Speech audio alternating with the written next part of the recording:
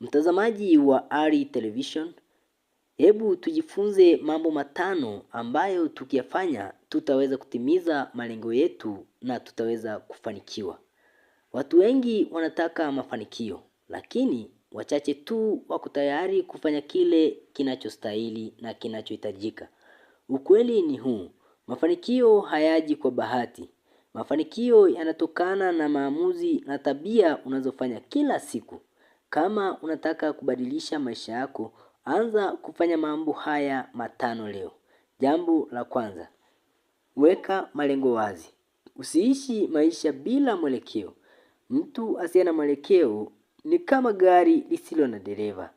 Jiulize, unataka kuwa wapi baada ya miaka 5? Unataka kuwa wapi baada ya miaka 10?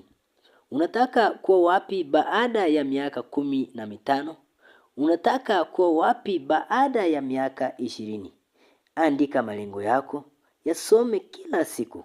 Hapo ndipo safari ya mafanikio inapoanza. Dalili ya mafanikio huanza pale unapojua unakoenda. Jambo la pili, kuwa na nidhamu ya kazi. Watu wengi wana ndoto, lakini hawana nidhamu ya kazi. Nidhamu ni kufanya kile kitu kinachotakiwa kufanywa hata kama hauna hamu ya kukifanya. Amka mapema, fanya kazi kwa bidii, usikate tamaa. Siri ya mafanikio ni kufanya kazi hata siku ambazo hutaki kufanya. Jambo la tatu, jifunze kila siku. Ukweli ni kwamba dunia inabadilika kila siku.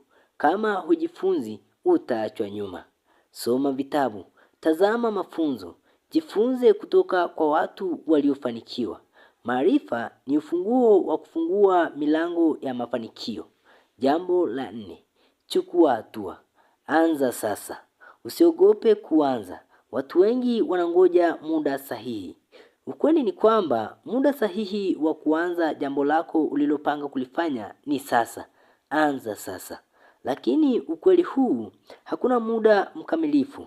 Anza na kile kidogo ulichonacho. Hatua ndogo leo inaweza kubadilisha maisha yako kesho. Siri ya mafanikio ni kuchukua hatua wakati wengine bado wanafikiria. Jambo la 5, usikate tamaa. Safari ya mafanikio si rahisi. Imejaa changamoto, kukataliwa, kushindwa na mambo mengi ikiwemo kushindwa kufanya kazi na kukatishwa tamaa na watu. Kushindwa ni sehemu ya mafanikio.